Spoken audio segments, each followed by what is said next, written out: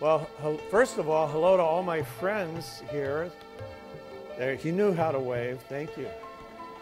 And I'm so excited to be here. I always say we because Shannon's been traveling with me lately, but she's not with me today because Thursday was our son's, one of our sons graduated from high school. So I'll get into those a little later, but they said I only have 2.5 hours to talk. So I don't want to delay. Okay, let me just see the hands of our guests that are here, just so I can see who I'm talking to. Okay, there. Good. Okay, now, it's pretty well scattered. Great. So, first of all, let me tell you just a little bit about myself. I graduated from college in 1970 with well, first of all, I'm ADD, so can we cover that off? So I don't get it in my, or just turn it off or something. I'm the highest ADD ever measured by the University of Utah. And it was quite a little measurement. They put these electrodes on your head, and the guy measuring has a screen in front of him, and what he's looking for is the amount of your, what they call alpha waves in the frontal lobe of your brain. And you have alpha waves that are these little tiny waves like this, and then you have these beta waves from the back of your brain that are like that, and that's logic. And the more alpha waves you have, the less ADD. The fewer you have, the more ADD. So I'm wired up.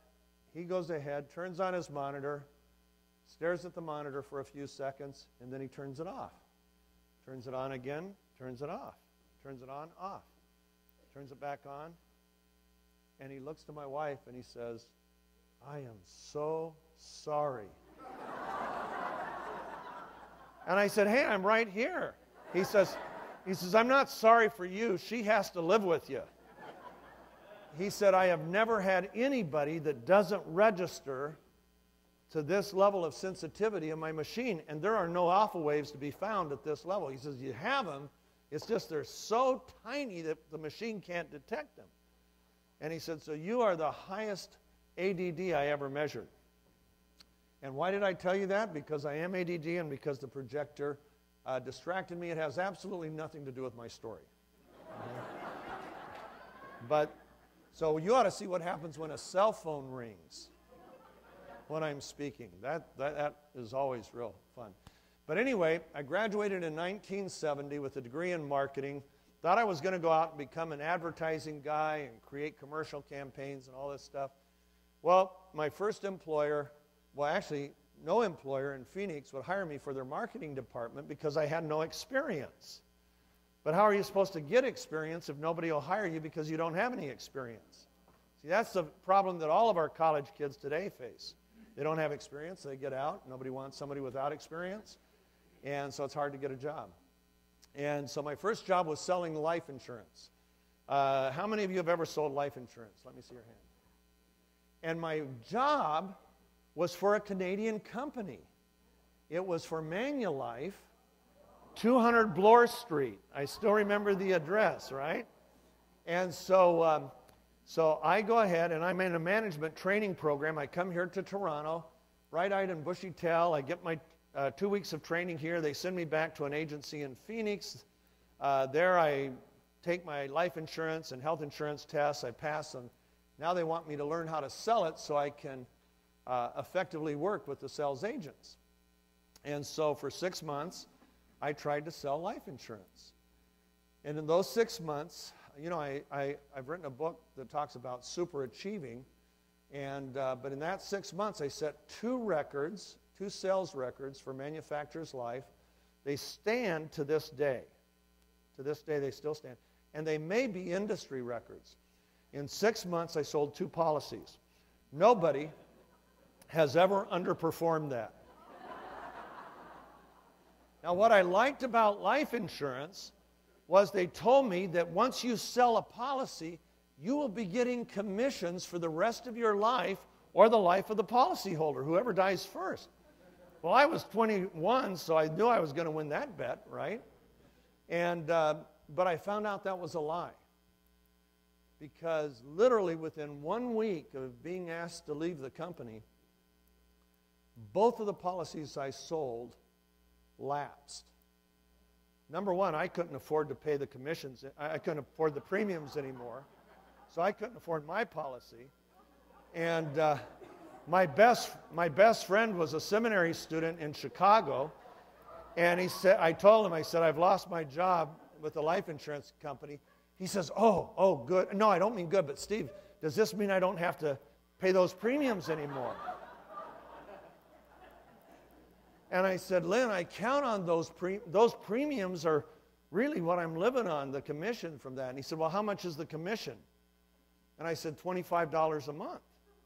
He says, great, I'll write you a check for $25 and I'll save $15. And so he canceled his policy.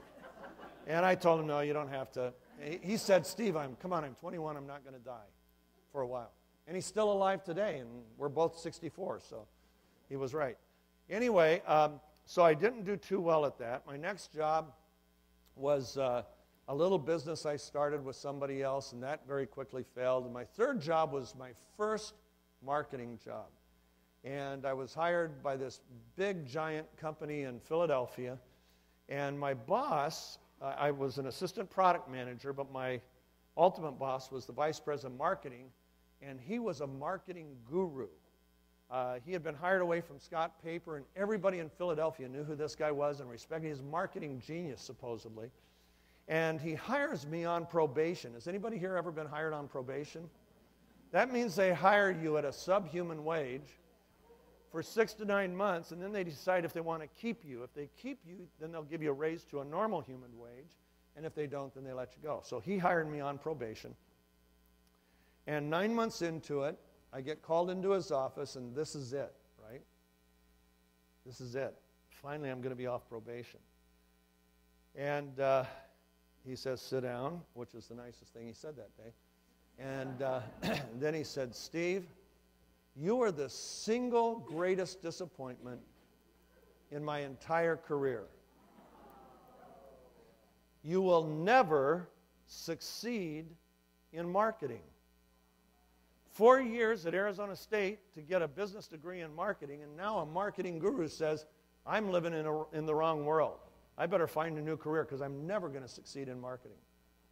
Now, let me just tell you something. This brings comfort to me. I met a guy 4 weeks ago. He's the number one pediatric brain surgeon in the world. He made world history when he separated Siamese twins at the brain in an operation that took 28 hours in South Africa. This man's name is Dr. Ben Carson. He's an African American. He is certainly the most brilliant, articulate speaker I've ever heard in my life. And I met him 4 or 5 weeks ago. He was speaking at an event we were invited to. And 6 weeks into medical school, guess what happened to him? He got called in to the dean's office, and they said, we've decided you're never going to be a good doctor. And we are willing to help relocate you into a different profession. We know you could get into law school or into business school, but we think it's time that you drop out of medical school. You know what that tells us? Nobody, no matter how expert they are, has a clue as to what we are capable of achieving. And shame on society, shame on our schools, shame on the coaches, shame on parents even, who tell people, this is it. You better think about a career over here because you'll never be able to achieve your dreams over here. The world doesn't know. And that man, in my case, said, I'm never going to succeed in marketing. And then he said I had 20 minutes to clean out my desk. And it was the third job I had lost in my first 2 years after college. I didn't know I had 6 more to lose in the next 4 years.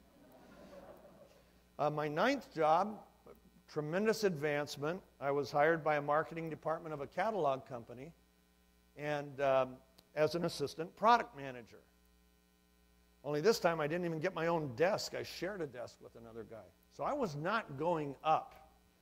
I was barely staying lateral over 6 years.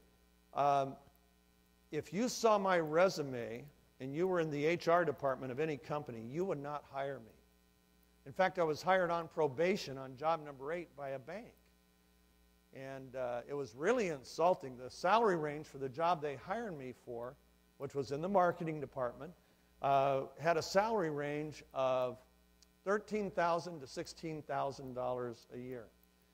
And so the head of marketing said, I want you to bring back to me before we hire you, I want you to bring back what you absolutely have to live on. Well, some people might pad that, but at 16, I went from atheism to Christianity. And that makes it really hard for me to pad anything. So I figured it out just to get by, just to pay every bill. I needed $13,000 to $13,400 a month. You know what they started me at? $13,200. Yeah, $200 less than I needed. What does that say about how they value you? You see, the world defines you in a certain way, whether it's your boss. You know, they say behind every successful man, there's a surprise mother-in-law.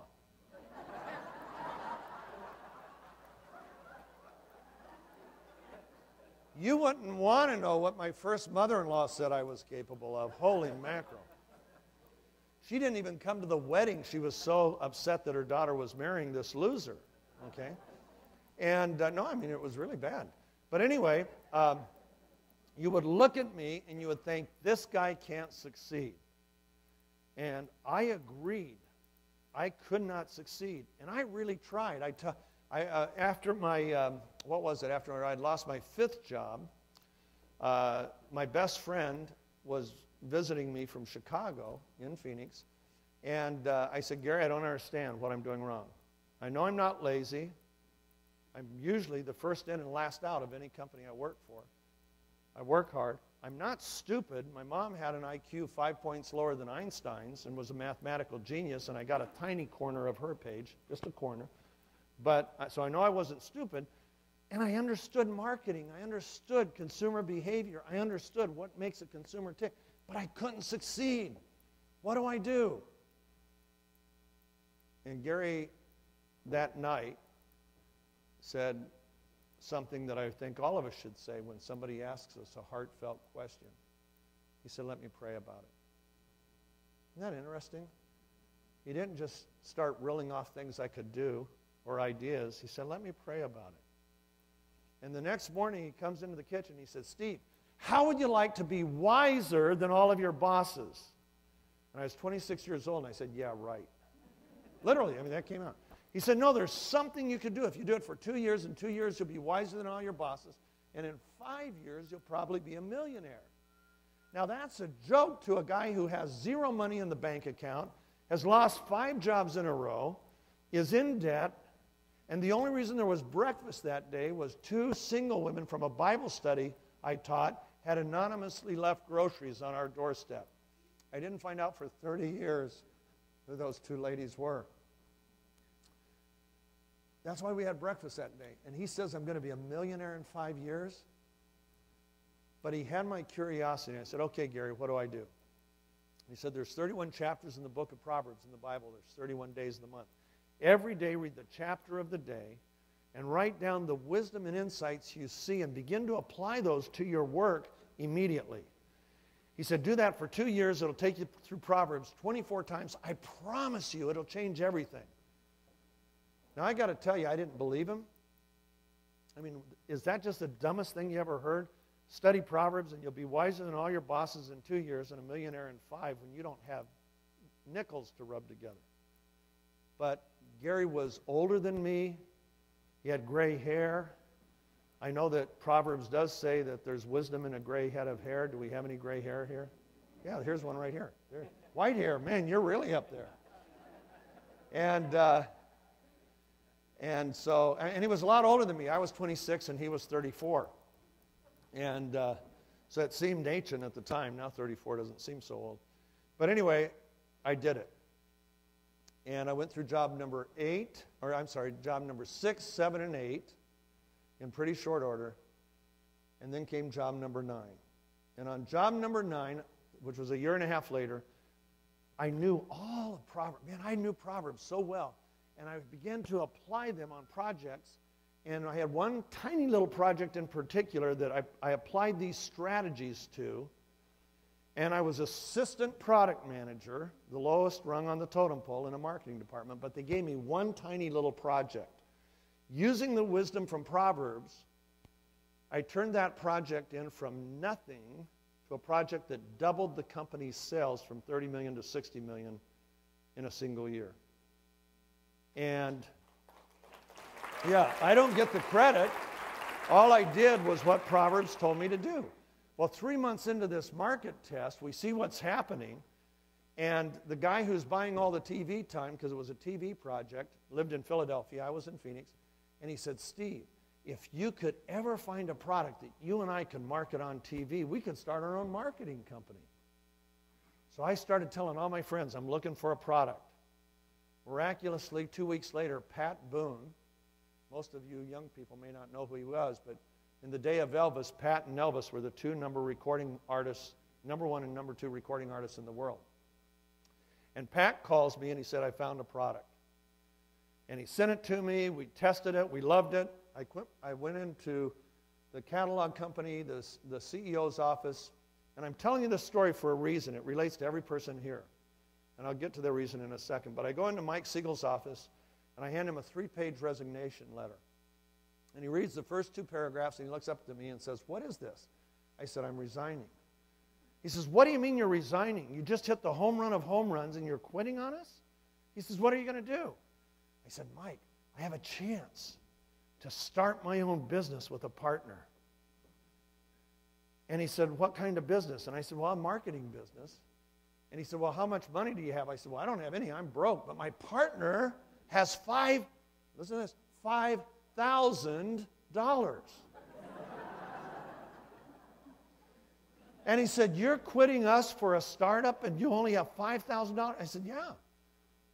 He said, Steve, how about I double your salary, make you vice president of marketing, and give you a company car? And the company cars were Mercedes. I said, Mr. Siegel, that's the nicest thing anybody's ever done to me. I can't even believe that you value me like that. But this is my one chance. I just had my 2nd child, and someday I'm going to have to say no to opportunity. I won't be able to afford to take the risk. And I'm getting pretty close to that day. But I'm going to take this one. And he said, Steve, don't be stupid. These things never work out. And I said, no, Mr. Siegel, I'm going to do it. And he said, well, how about will you give me 10 hours a week to manage the TV campaign you've created? Just 10 hours a week for a year. I said, sure. He said, then I'll keep you on full salary. Wow, he didn't know it. He just really made my day. Okay? Because I was moving to Philadelphia. Now I was going to have 2 salaries. His salary plus a tiny little salary from our little startup company. So we started it, and 5 months later, our product hit the airwaves in America, and our sales hit $1 million a week. Yeah, whoa. I guess I could learn how to do marketing. The fun part of the story is that was just our first product. It wasn't the last one. We ended up creating more than 25 brands that have done over $3 billion in sales in 30 years. Total Gym, the most well-known of those brands, has now been on the air for 17 years continuously, every single market, every single day in the United States. Total Gym plays. Chuck Norris and Christy Brinkley. We passed the $2 billion mark on that one. It's the longest running infomercial campaign in the history of television. And everybody just scratches their head and says, how does it keep doing that? Well, we know what we're doing. We know how to market. But anyway, I tell that whole story because life is full of critics. Criticism is so easy. Life is full of doubting Thomases. You tell people that you're looking at a network marketing company, and they will instantly say what my boss said to me. Don't be stupid. These things never work. Tell that to one of our people in the Philippines. At 27, he joined our company. Prior to that, the most he had ever made was $250 in a month. He drove a little tiny two-cycle cart and delivered packages. He and his wife and their 2 kids lived in a house that was about half the size of this stage. You think that guy has any chance of ever succeeding? He worked his butt off, and after his first year, he thought, this is ridiculous. I'm not making hardly any more than I was making as a deliver guy, and I'm working 3 times as hard. But he stuck with it. Within 3 years, he hit the rank of diamond. His income is 100 times the average wage earner in the Philippines. He now has a very nice house, nice cars, but you know where he's putting most of his money? He's training other people to do what he's done because he doesn't like the poverty of the Philippines. And he has 3,000 people that he's working with to train them. Now, what would have happened if he had believed that he can never achieve his dream? You know, in the Philippines, they don't even dream. They just worry about, are they going to have food tonight? I mean, it's that hard. And that's true for over half the world's population. But Grenny went ahead and hit the home run. But he did it through a lot of diligence. And because we have a product that is different than anything else the world has ever seen. You see, my secret for marketing, and we launched a lot of brands, Deal a Mill with Richard Simmons. We had a hair care line with Cher. I had a fitness company with Jane Fonda. And just lots of different product lines. Makeup companies with Ali McGraw, Lisa Hartman, Meredith Baxter Birney, which were television stars in the U.S. And had all these different brands that we created. Well, my secret was pretty simple. Find a breakthrough product, something that does something that nothing else in the world can do as well, or as economically, either one. Marry it to a celebrity, and then market it to the world.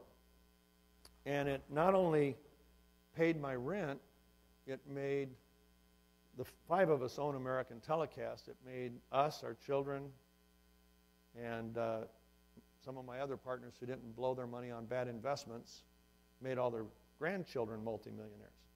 And unfortunately, I'm one of the ones that is terrible at investing. You never want to take my advice on an investment. I don't even give advice on investments anymore. My wife, in fact, I had 3 bad investments where I lost millions and millions and millions of dollars. And at that point, we had a little reorganization of our family investment committee. My wife became chairman. I became the janitor. She gets 3 votes and I get 0. And we haven't lost money in an investment since. And but you want to know where most of our money is, it's right here. And but what happened, I tell you all of this because Max has those magic ingredients. Number 1, we have a breakthrough product. We have a product and a group of products that do something in the human cell that nothing else in the world can do as effectively. We raise glutathione levels. Glutathione, for those of you that are visiting, is your body's miracle molecule. I'll tell you just a few things that little glutathione molecule does that's amazing. Number 1, it protects the mitochondrial DNA. Why is that important? Because 95% of all cancers take place because the mitochondrial DNA gets broken. What breaks the mitochondrial DNA are chemical toxins in the cell and radiation, but primarily chemical toxins. That's just one thing it does. Glutathione protects the mitochondrial DNA in the nucleus. Number 2, it is the primary detoxifier of the cell. It actually has a very sticky molecule, like flypaper sticks to a toxic chemical and escorts it out of the cell. And nothing else can do that your body manufactures. Number 3, this is kind of critical, when your body makes red blood cells, hemoglobin, The purpose of hemoglobin is to carry oxygen to every cell and tissue in the body.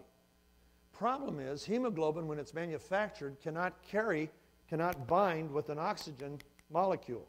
So it's useless until it's reduced to what's called a positive 2 state. Once it's been reduced to the positive 2 state, it can then attach itself to an oxygen molecule, carry that anywhere in the body, and drop it off where it's needed. There's only one thing that can reduce a hemoglobin molecule. There's only one reducing agent in the body. It's glutathione. So no mammal could live for more than a few seconds without glutathione. This next one is another big thing it does. It's the sole protector of the immune cell. The immune cell is charged with protecting you, but what protects the immune cell? Glutathione. When you have high glutathione levels, your immune system can respond to a bacterial or viral insult, can multiply your immune cells explosively. When you have a low glutathione level, your immune cells multiply, but like this. And by the time you get where you need to be, you're sick. Okay? That's not all. Glutathione is the primary antioxidant, the master antioxidant that's manufactured by the body. It's been estimated that it's 1 million times more powerful than any ingested antioxidant, like vitamin C or vitamin E. Now, what does it do as an antioxidant? Every cell in your body, you have about 50 to 100 trillion cells. Every cell in your body is attacked 10,000 to 20,000 times a day by free radicals. Every cell. And if those free radicals, they can damage the outer wall of the cell, they can damage the protoplasm, they can damage the wall to the nucleus of the cell, and they can even damage the DNA. That's what happens with these free radicals. And you're under constant attack. It's just a barrage. Imagine if you walk out here and there's 10,000 armed guards out there and they all have their guns pointed at you. You say, I'm toast. I'm going to get somebody else. I'm going to get Steve Scott out here. So Steve Scott comes, but now there's 20,000 because he's got 10,000 on him and you've got 10,000. Doesn't matter how many we get. The only answer is we got to have Chuck Norris.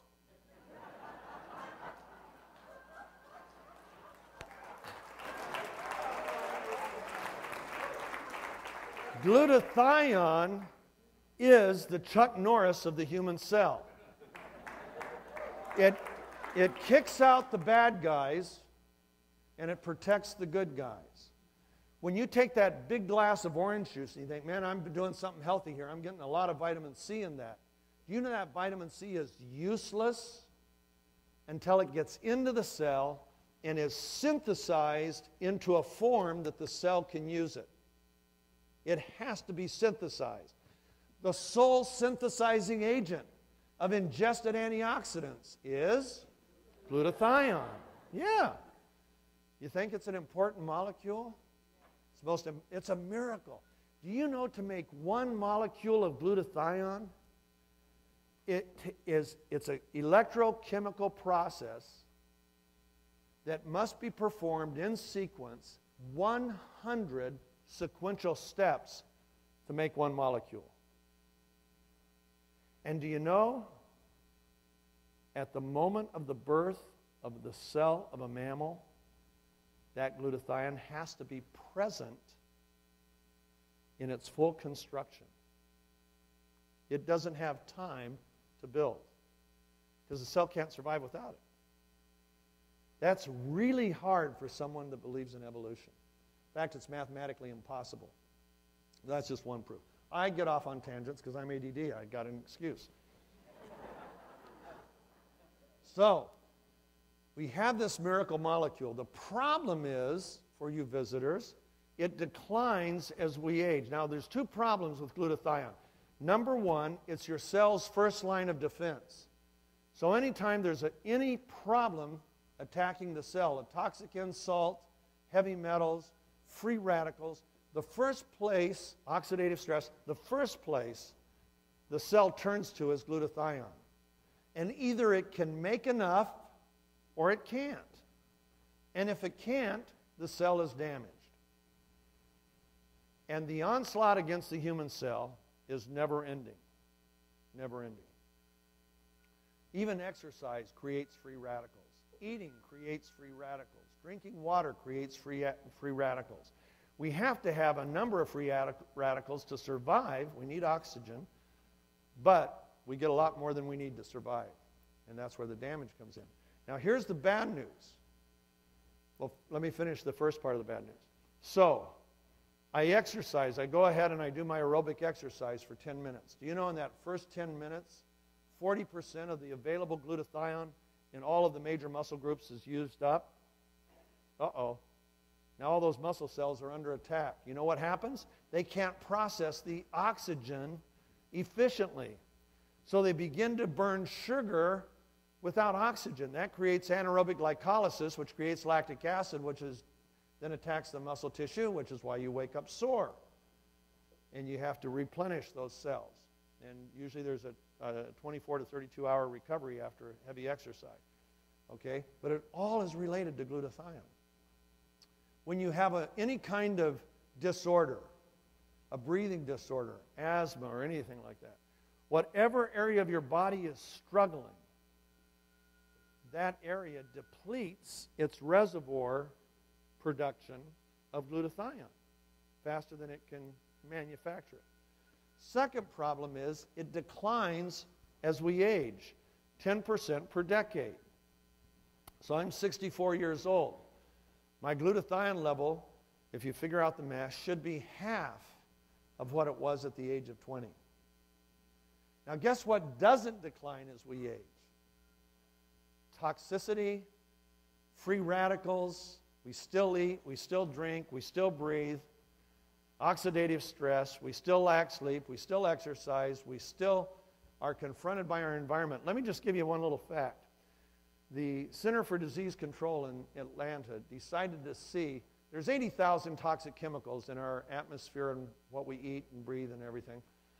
And they took 148 that they were really concerned about, and they did blood panels on 2,000 adults from around the United States. Their goal was to see how many of those toxic chemicals we actually carry around. Does the average person carry around 50, 60, 100? To their dismay, every single adult had every single chemical toxin they tested for, all 148. 5 years later, they did a similar test on fetuses, on the umbilical cords of fetuses, to see how many of these chemical toxins does the little fetus carry around. And this time they expanded the test to test for 200. You know how many they found? 200 in every single umbilical cord. You can't get away from it. I'll give you an example. You know why your computer keyboard doesn't get hot? Because you got a lot of electricity flowing in that circuit. It's real easy. The circuit is coated with a heat retardant chemical that's highly toxic, but what it does, it transfers the heat and equally disperses the heat so your keyboard and your computer never overheat, because the computer circuit boards have it too.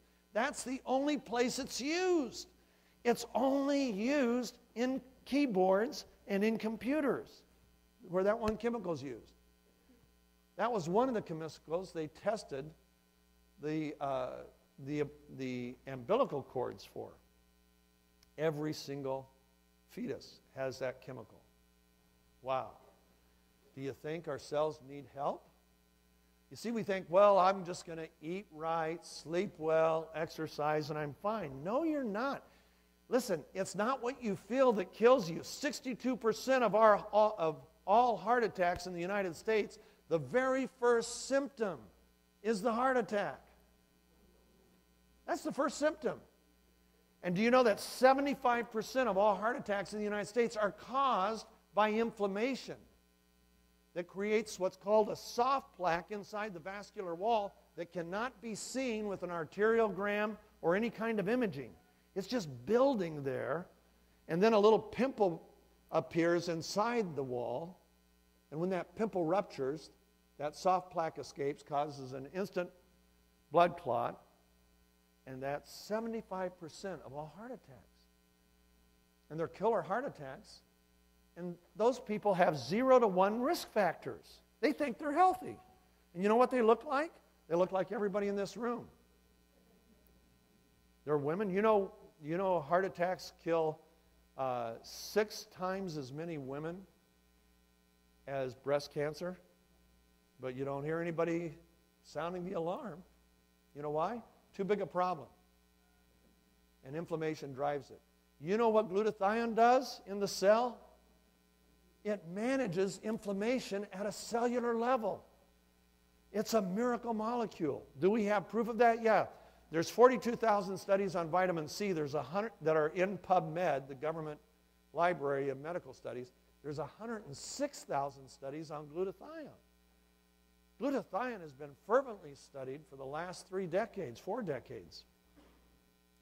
And yet, nobody does anything about it. Well, Dr. Keller introduced us to our first glutathione-enhancing product. And what was key about that product is, in a patented way, it successfully got N-acetylcysteine through the stomach intact and delivered into the nucleus of the cell so the cell could convert the cysteine of that into glutathione. And we saw amazing things happen. That was our first product. 2 years later, Dr. Herbert Nagasawa from the University of Minnesota came to us with an even bigger breakthrough. They came to us in a very humble way. They said, "We love what you're doing. You've caught the vision for glutathione. You understand how critical it is. And we love your product. But our technology is vastly superior." We didn't believe it. At the time, he had 9 patents and 16 peer-reviewed clinical studies.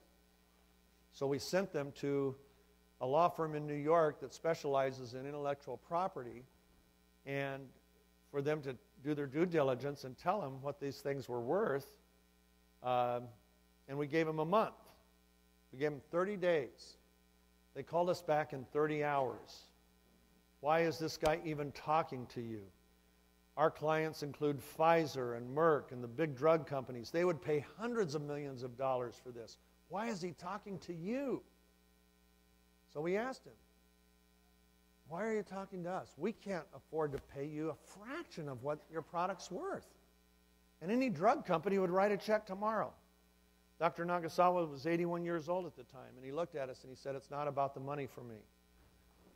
He said, "My house is paid off. I have pensions, 42 years at the University of Minnesota as a double professor and researcher in medicinal chemistry and toxicology. He was 32 of those years. He was a senior editor of the Journal of Medicinal Chemistry. For most of those years, he was the chief career scientist, which is the highest level of scientist for the Department of Medicine at the VA. He didn't need the money." He says, "Let me tell you why I'm talking to you. I'm afraid if a pharmaceutical company bought this," he said, "it's a nutrient. It's a nutrient. And if they bought it, I'm afraid it would stay on their shelves for decades. And I'm 81 years old." He said, in the United States, when a person gets sick, they have options. 3/4 of the world's population, 3/4 of the world's population, when they get sick, they have no options. Either their immune system rises to the level and does its job, or they're permanently disabled or die. That's 3 out of every 4 people on earth. He said, "I know my product can change that.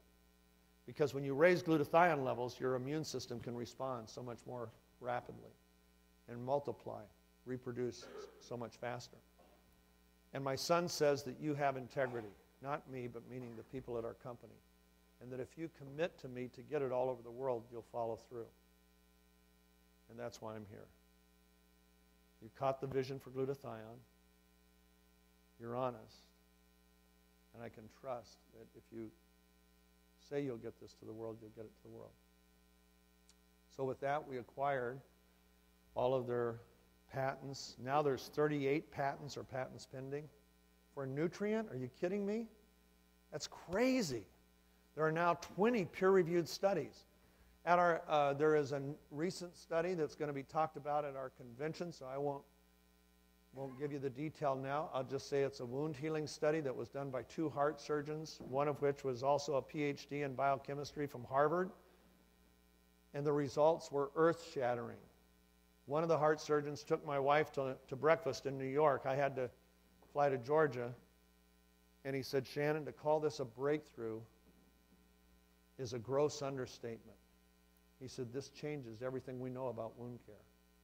Well, that study is going to be published probably this year. Huge ramifications. And that doctor, one of the heart surgeons, the one from Harvard, is actually going to present that to our medical symposium before our convention to a bunch of people in the medical community. We don't stop with what we have.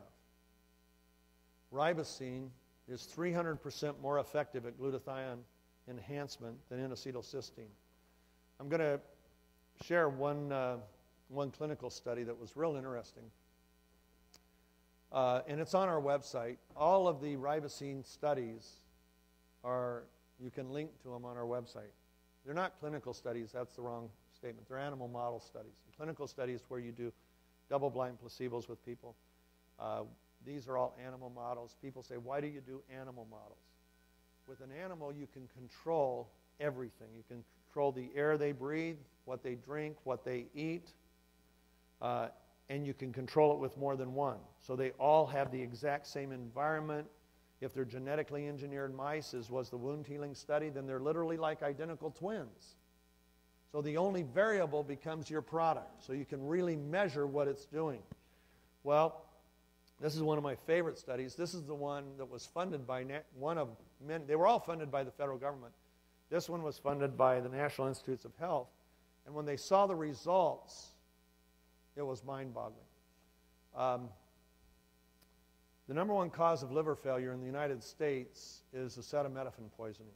Acetaminophen is a pain-killing drug that appears in a lot of different types of drugs, including, I won't say any by name, but it can cause, an overdose can cause the liver to shut down. And you don't die instantly, you just go into a coma, and then you die in the next month. And if untreated, most will die. But they're treated with intravenous N-acetylcysteine to get that cysteine into the liver so the liver can make more glutathione and hopefully detoxify itself before it's too late. If our product wasn't a nutrient, if it was a drug, they would call it a wonder drug. But it's not a drug.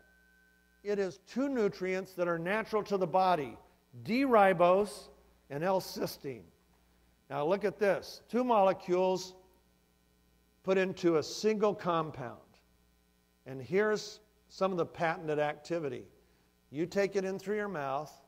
It successfully gets the fragile molecule of cysteine through your stomach intact. That's first miracle, miracle number 1. Gets taken up into the intestine, miracle number 2. Gets deposited in the bloodstream. By the way, the intestine keeps some of it because the intestine uses glutathione to try to keep toxins from getting into your body in the first place. So some of it stays there. But then it gets taken up into the bloodstream, deposited to cells all over your body, brain cells, heart cells, muscle cells, every kind of cell, right? Skin cells. There, it sits as a compound until the moment that cell needs either more glutathione for protection and detoxification or more energy, because the cell manufactures its own fuel source called ATP. And the moment the cell needs either energy or glutathione, it triggers a dissociation of the 2 molecules, and the cysteine is instantly consumed to produce more glutathione. The ribose is consumed on demand to produce more energy. So you take, for example, our energy product, ATP, and ATP, because it's energy on demand, let's say you have a semester exam. You take it before the exam, 20 minutes before the exam. You sail through the exam, 100% mental focus. Now you decide you want to take a nap. It won't keep you awake. You know why? Because when that pillow hits the head, it no longer demands, brain cells no longer demand energy. I can take this, I write books, and if I'm writing a chapter, a lot of times I write late at night because my family goes to sleep usually around 11 o'clock. So I'll start my writing 11:30, and if I'm writing a chapter, I'll usually write till about 2 in the morning. And I used to not be able to do that, but with this, I can have 100% of my focus. But the moment I'm done, I go, lay down, I put on a little tape that I listen to that I love, and in 2 to 3 minutes, I'm asleep. And I sleep very deeply, dream, a lot of REM sleep. Okay? How can an energy drink not keep you awake? It's real easy. It's energy on demand. Same thing for an athlete. This is energy you don't feel. Anybody that's not familiar with ATP and our products, you're not supposed to feel the energy. You don't get a buzz. You don't get a high. It's not like energy drinks out there. All they are is stimulants. They're stimulating your adrenal glands. They're raising your heart rate. And you're getting a stimulated response. It's not true energy. True energy takes place inside the cell as the cell manufactures ATP. But you don't need energy all the time in every cell in the body. If I'm doing a marathon, my legs need it, my heart needs it, my lungs need it, my brain probably doesn't need that much. On the other hand, if I'm in an important meeting, my brain needs it, my lower body doesn't. So it's energy on demand. You don't feel it, you just don't run out of gas, is how I explain it to people. So we have these patented compounds. Why is Steve Scott here? It's not just to protect my investment. Okay? That's important. Someday we would like to be paid back. We have, after all, in our first 5 years, we paid out $100 million in commissions. Someday we would like to get our investment back. But it'll probably be a while because we have a lot of things to do with the money right now, marketing-wise. We have a lot of big plans. We have just done something no network marketing company in history has ever done. We signed a world-renowned spokesperson who has jealously guarded his image and reputation for his lifetime. He's not only the good guy in films, he's the good guy in life. He really is. I've known Chuck for 17 years. He's one of my best friends. And the guy is a 10 in the area of integrity. My wife absolutely loves Gina. If you haven't seen our little announcement video, watch what she says. You can get it on our website. Watch what she says about Gina Norris, because she gets all choked up. Because Gina had a real ministry with my wife at a time when one of our kids developed cancer. And Shannon talks about that. By the way, the son was miraculously healed. When the doctors opened him up, the cancer was gone. Surprise, surprise. And it was quite a miracle. But all that to say, the Norrises, it's not a small deal. No network marketing company has ever had what we call in our industry an A celebrity. We didn't just get an A celebrity. We got the A celebrity. Do you know that 1 billion people a day, up until a few years ago, watched Chuck Norris worldwide? 1 billion a day. In Russia, he played 3 times a day. In France, 2 times a day. In Cuba, kids would sneak away to watch Chuck Norris movies because it's against the law.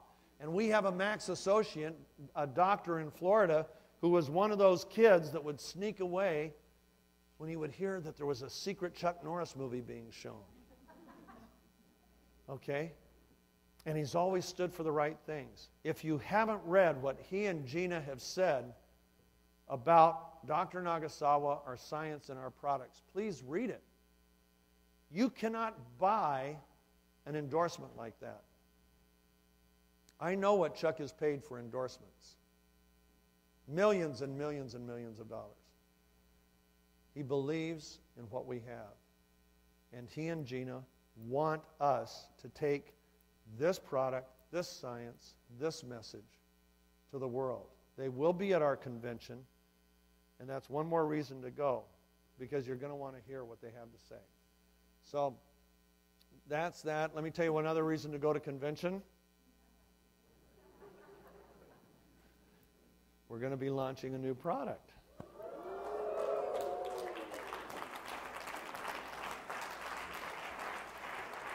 Now, I'm not going to tell you what it is, but I will tell you, wait a minute, that I have been diligently working on my before picture.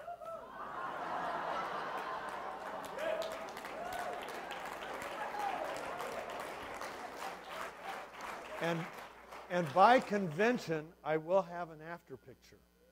Okay? Now, let me tell you who we've been working with. This is no small thing. There's all sorts of hype in the area of weight loss. Okay? Miracle pills, a lot of them just stimulate heart rate, so you're bouncing off the walls, and they're effective that way. They're not real good for you, but they're effective that way. One drug that came out years ago, of course, was Fen-Phen, probably the most effective drug ever marketed for weight loss. I mean, it was universal. Everybody lost weight on it. Unfortunately, 1 out of 3 developed permanent heart damage, permanent valve damage. That's no small thing. If you've ever had valve surgery, it's not a good thing. It's not an easy thing. My partner had to have valve surgery, not from that, but he had to have it twice, and we lived through it with him. And it's not a good thing. So, of course, they took it off the market. But you know, the day they took it off the market, the day they announced they were taking it off the market, you know what happened? They announced, Fen-Phen causes permanent heart damage. 1 out of every 3 users will have permanent valve damage. We are removing it from the marketplace. As of today, it's illegal to sell it. You know what happened? Every pharmacy in America was stormed by people not wanting their money back, wanting to get 1 more bottle. Yeah. It's a problem. Now, I will tell you, weight is a huge problem. It is epidemic in America, in the United States. 2 out of every 3 adults are overweight. 1 out of 3 is clinically obese. That results in diabetes. A lot of diabetes. We're seeing the diabetes levels go up and up and up. Epidemic. And diabetes can be a very, very terrible thing. A dear friend of mine has gotten it, and it changes your life. And so we've been working for quite a while with a medical doctor who's also a professor at a medical school, who Prevention Magazine has, in a book they're publishing that he wrote, they'll be publishing it this year, they call him the #1 expert in the world in dietary supplementation. And he will be at our convention to tell you what a breakthrough we have. What we have is a true breakthrough. And what he loves about it is it's heart healthy. It is heart healthy. It is not going to have any adverse. In fact, it's healthy, period. When you see the component parts of this, even if you didn't want to lose weight, you'd want to be on it the rest of your life. I know I was on one component of it for 4 days, and when I had to go off of it, it drove me crazy. And I told Dave, call the factory, tell them to make more. He says, no, they can't do it till they do our next run. Dave, I want more. Steve, they're not going to do it. We can't afford to do a run just for you. So I'm waiting, but it's awesome what's going to happen. And you need to be at convention. I think we're going to sell out of it so fast. I think people that come to convention may be the only people that get it for the first few months, because we think it's going to go crazy. And so anyway, I hope you'll come to that. Trying to think what else I need to talk about. Why am I here? Okay, before we started Max, I'd already made millions of dollars. I had millions in the bank. I had no debt. I wasn't looking for a new product. I loved my partners. I loved my work. I was working with the biggest names in Hollywood: Charlton Heston, Tom Selleck, Mike Landon. I could go on. Cher, she's a case, but I had to work with her for 2 years. You think she's bad? Try working with Richard Simmons for 5 years. Oh my gosh! I call it deal-a-meal!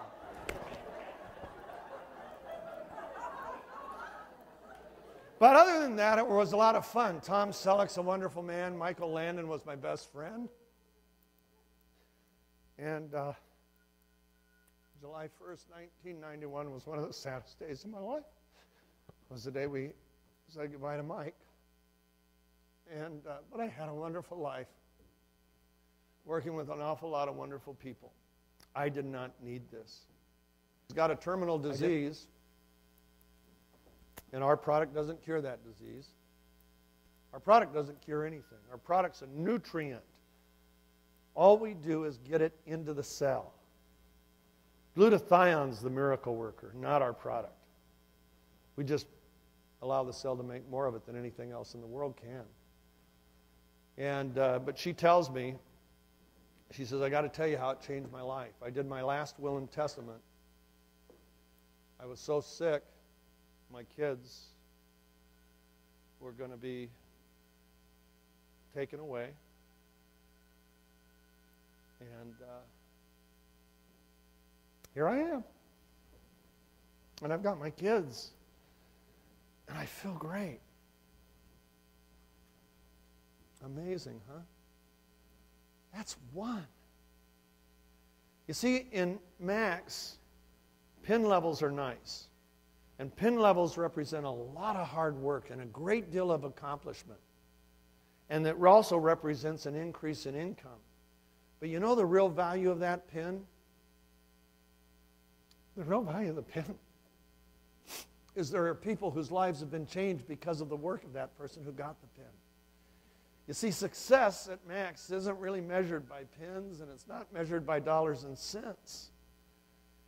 The one person who got this one young woman on the product, I don't care if she never reaches bronze. She's a success. She's a multi-million-dollar success in Max because she's changed one life. You see, we tend to think in big numbers. But if it's your son or daughter, your mom or dad, your brother or sister, or you, one is really important. We have a little lady in Salt Lake. I think she's a gold. But she's been with us from the very beginning. Her name is Sherry Knowles. And Sherry heard about a woman that got real sick from carbon monoxide poisoning. In fact, this lady, her life as she knew it was over. She owned 4 health food stores, had to sell the health food stores just to pay for her medicine and treatments. And yet nothing was making a difference. What's the primary problem with carbon monoxide? It's not only damage, it's toxicity. And she stayed in that terrible state for a couple years. She has 8 kids. She has a 31-year-old Down syndrome boy. She has 2 boys that play football that are about 6'8" and 275. And one day I'm at a meeting, and she is surrounded. She's at that meeting with her sons and her husband. And she stands up and says, Max changed my life. Max gave me my life back. And I'm here because Sherry Knowles shared the product. And I just want to thank Sherry. And then she sat down. And her 31-year-old Down syndrome boy puts his head on her shoulder and then springs up and he says, and I got my mom back. If Sherry never had one more person on this product, how big a success is she? See, that's the joy. We measure success by significance, and anybody in Max can be significant the very first time they introduce somebody. Not everybody has the kinds of needs that this lady had or this young woman here has. But you want to know something? Every cell in your body needs glutathione. And every person here needs more of it. Every athlete needs more. I have a son, and I'm getting toward the end of my talk. I have a son that decided he wanted to be a high jumper. And he was pretty good at it. His first year in national competition, at 12 years old, he took 3rd in the nation. And when he was standing on that platform afterwards, he came down and he said, Dad, this was great, but you know what? I want to be in the middle. I want to be number 1. I want to have the gold medal. Well, the next year he took 5th. The year after that he took 4th. The year after that he took 20th. Not really going in the right direction. And then we did something that we preach here at Max. You see, the most important, most powerful strategy Steve Scott teaches is that of effective partnering.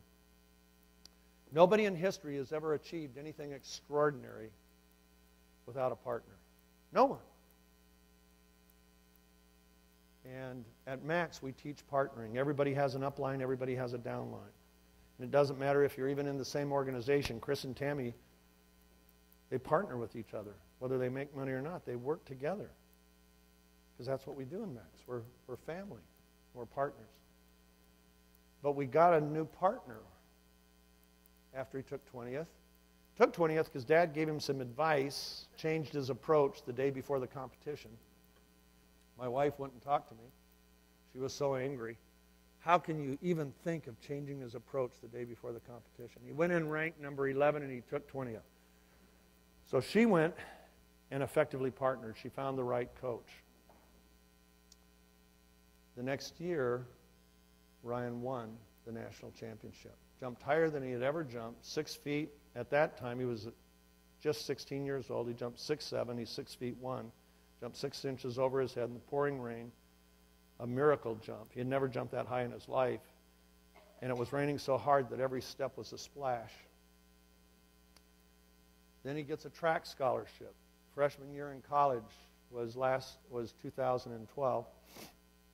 And his coach calls me up about 4 weeks into their conditioning phase. Conditioning phase, every athlete's working out 3 hours a day except decathletes. And because they're moving Ryan to the decathlon, he could work out 3.5 hours a day. And he will do typically 300 jumps in a day, whether it's hurdles, plyometrics, going up and down a stadium. The coach calls me. He says, you know how your son ends his workout? I said, no, how? He says, after a 3-hour workout, he gets in the football stadium, and on one leg, he bounces to the top and bounces down, and then he changes legs and bounces up and down. And he does that for the last half hour of his workout. He says he makes everybody else look lazy. And he says then, the next day, after a heavy workout like that, leg workout, he said the rest of the team comes out, and he said they're all walking like they've been riding a horse. He says, not Ryan. Ryan goes right back and repeats the very same workout the next day. And he does that week after week. And we've been watching, and we finally got suspicious. So we called Ryan into my office, and I said, Ryan, you act like you're not even sore. And he said, Coach, I haven't been sore since I was 15 years old. And he said, what do you mean you don't get sore? He says, I don't get sore. Well, how can that be? You work hard enough to not even be able to walk. And he said, my dad makes a pill.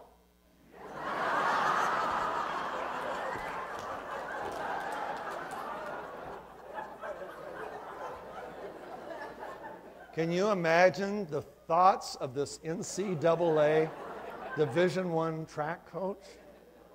He said, do you have any of those pills? He said, yeah, my track bag. He says, bring it here. So he runs over, brings him a bottle of Celgevity. Coach calls the trainer. The trainer looks at it. He says, there's nothing in here that's banned. And Ryan says, oh, no, it's been approved. He says, it's been approved. And they said, by who? He said, by the Banned Substance Control Group. And the coach says, oh. So he calls me and he says, I just need to know, is Ryan the exception, or does any athlete on this not get sore? I said, any athlete that's on it consistently on the right dosage after 90 days of using it will not get sore, Coach. And he says, how does it do that? And it used to be I could give him an 8-hour lecture on the science. I said, you want the 8-hour, the 6-hour, or the 2-minute? He said, give me the 2-minute. I said, okay. Cells are all about processing oxygen. Oxygen creates oxidative stress in the cell. It overwhelms the cell. After the cell can't burn oxygen, it starts to burn sugar without oxygen. That's called anaerobic glycolysis. That builds up lactic acid. That makes you sore. Usually takes, if you have a heavy workout, as you know, Coach, 24 to 32 hours to recover from that fully. I said, we have a product that inhibits, that allows the cell to so efficiently use that oxygen naturally that it inhibits the onset of anaerobic glycolysis, and our product allows the cell to recover, allows the muscle tissue to recover in about 6 hours. So if Ryan gets 6 hours of sleep, he wakes up fully recovered. He goes, whoa. He said, that works for everybody? I said, so far, you know, we've had athletes break world records on it. But the fact is, our product does amazing things for anybody that's on it. I'm excited about what we do for athletes. We have millions and millions of people in North America who cycle and swim and run, and our product can be life-changing for them. But more important than that, every single person has a mortal enemy called inflammation. And inflammation starts at the cellular level. And glutathione deals with that better than anything else out there. Now I can give my lecture this fast. I said there's 20,000 bad guys attacking the cell every day, and the cell makes a Chuck Norris. But Chuck needs food, and we give him the food. I want to close by saying how much I appreciate you coming and taking a Saturday this week. Thanks for coming out to be with us. For those of you that I've gotten to know over the last few years, I'm so glad to see all of you. You're part of a Max family. My wife and I really do feel that Max is more of a family than a company. I wouldn't be here if it wasn't for the changing of lives. We reached a point in 2010 where the company we found out was in trouble. And we had been kept out of all management, and there were some whistleblowers, and the company needed millions of dollars in 7 days. And I went home in shock when this was revealed to me at midnight, and told my wife what had happened. She said, "What are you going to do?" I said, "I haven't figured it out yet." The next morning, she calls a friend that could have easily written a check for millions, but that friend's husband was close to dying, and because of the estate situation, she felt she couldn't move any assets. And Shannon came out of her little study, and she said, "You know, we have the real estate if we could sell it." I said, "Honey, we need it in 7 days. We can't sell our properties in 7 days." And she said, "Why don't you talk to Mark and see how much we can liquidate?" Mark's our financial manager. He manages our portfolio of investments. She said, "Let's take everything we can get our hands on and put it into the company." Now you got to realize I have lost fortunes. My family's paid the price for my bad investment decisions. And I looked at my wife. I've never asked her to make an investment since my last big blunder, which was April of 2001. And I said, "Do you really want to do that?" And Shannon got teary-eyed, and she said, "Honey, we have to." She said, "Think about the people. We have to." And I went to work. Our financial manager is in the office right under mine, and I called him up. I said, "We need to liquidate everything we can, and we need it in 7 days. Tell me how much we can get." And he called me half hour later. He told me. And then one of our investors heard what we were doing, and he told Joe Wojtycki, our current co-CEO, he said, "You tell Steve and Shannon, if they're putting in that much, I'll make up the difference." And for every dollar we put in, he put in 2.5. And the company was saved. Point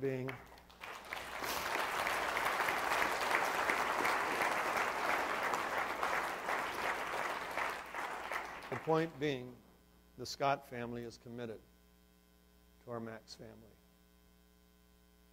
We're never going to sell the company. We're not going anywhere. My wife is 10 years younger than me, so you get her for probably 18 years after I'm gone, because the average woman lives 8 years longer. 2 of my sons want to come into the business. The other is going to be a doctor. So you'll have them after Mom goes. And because they've been all over the world and they've seen the same kinds of things we see here. And my daughter has informed me, she's 12 years old, but she informed me when she was 10, Daddy, I'm going to be a teacher, but my husband will be in Max. Thank you very much.